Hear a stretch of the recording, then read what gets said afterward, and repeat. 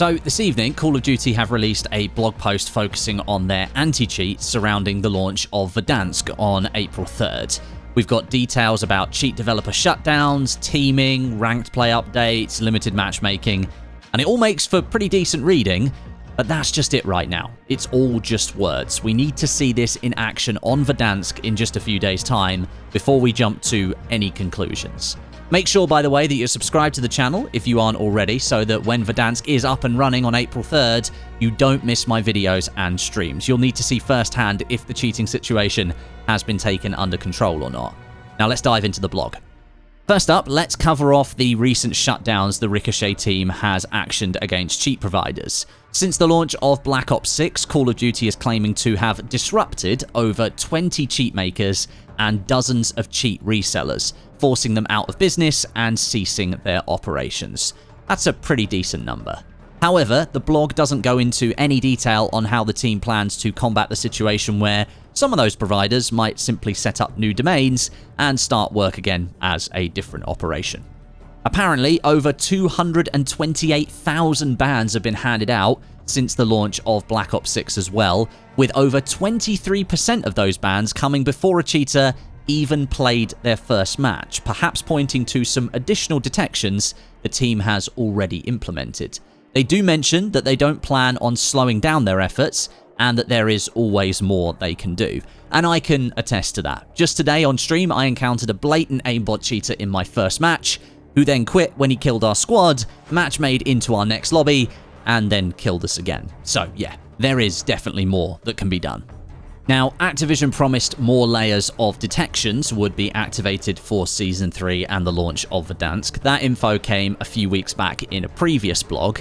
Today, this blog has reiterated that, but perhaps for obvious reasons, the team isn't going into details on what those added layers entail and what detections have been built upon.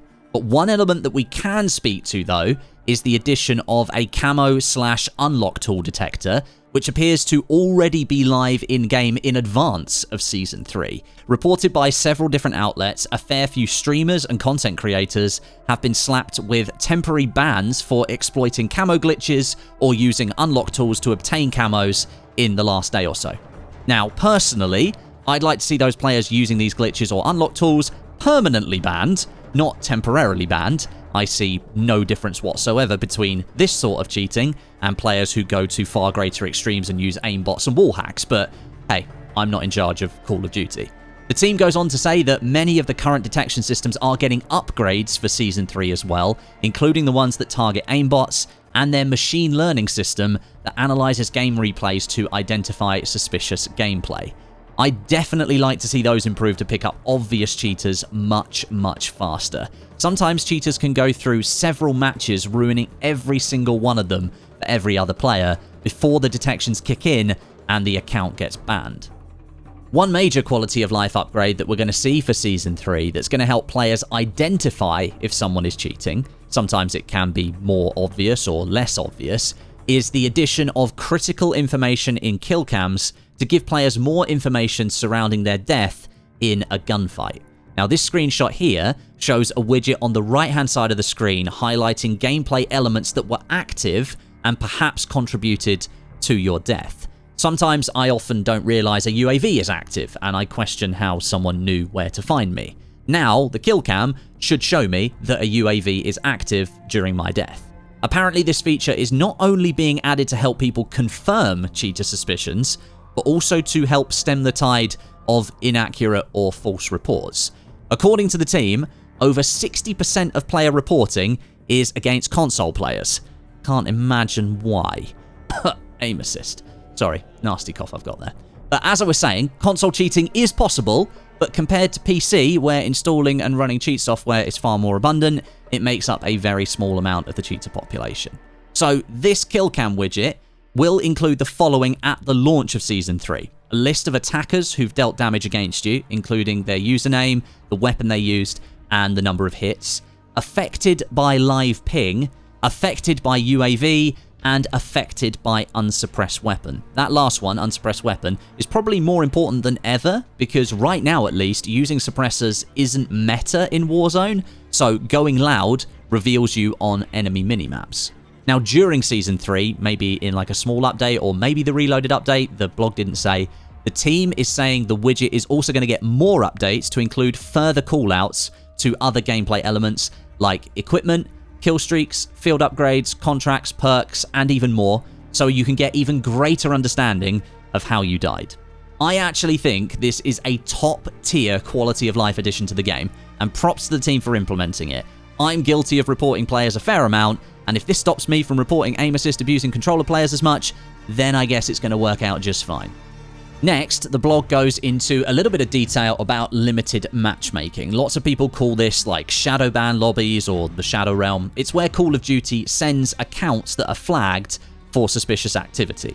It's not an outright ban, but it's a sort of first step where players are placed into a separate matchmaking pool whilst the Ricochet team investigates the reports that have been made against that account. The blog has given us some additional info on what can trigger the move into the Shadow Realm, including sudden abnormal behavior or brand new accounts posting improbable stats, triggers that I think most people would have already guessed.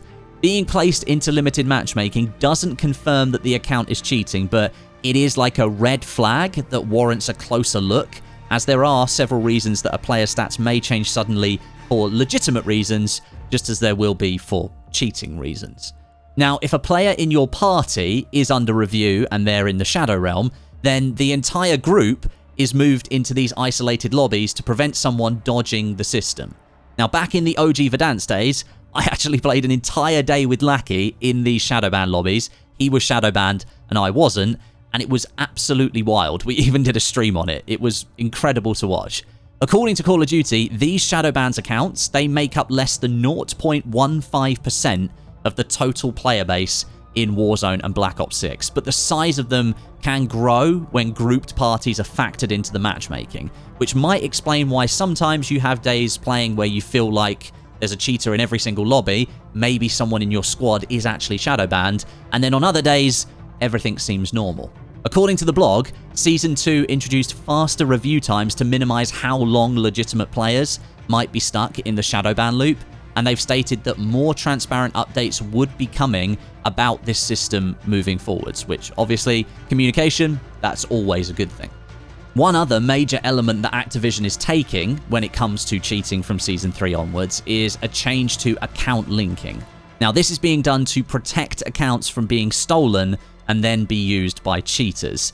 Any account that links to a new platform, so say you're an Xbox player, and then you link your Activision account to a PlayStation because you've got a PlayStation 5 and you want to play on there, you're going to be required to complete a new security challenge to verify that you're in control of the account.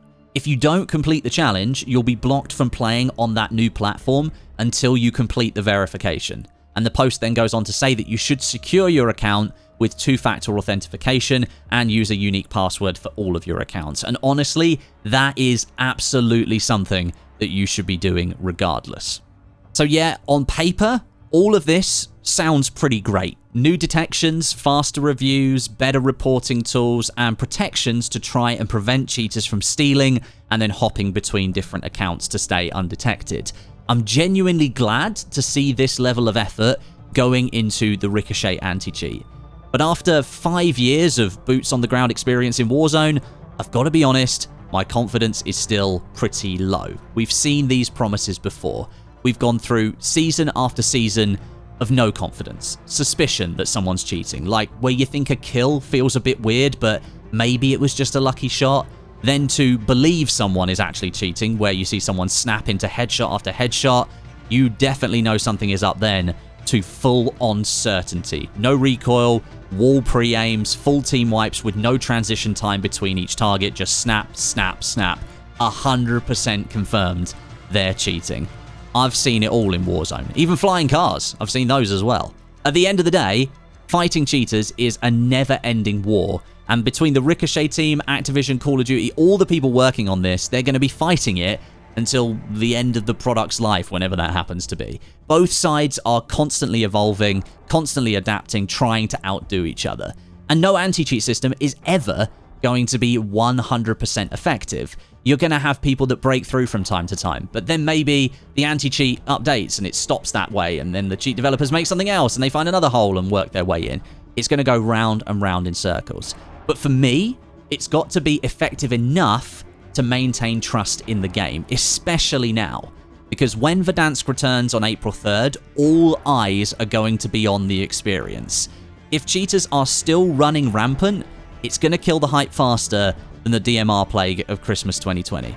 And let's be real, this might be Warzone's last shot. If they can't get it right this time, it could actually be the final straw for a lot of players.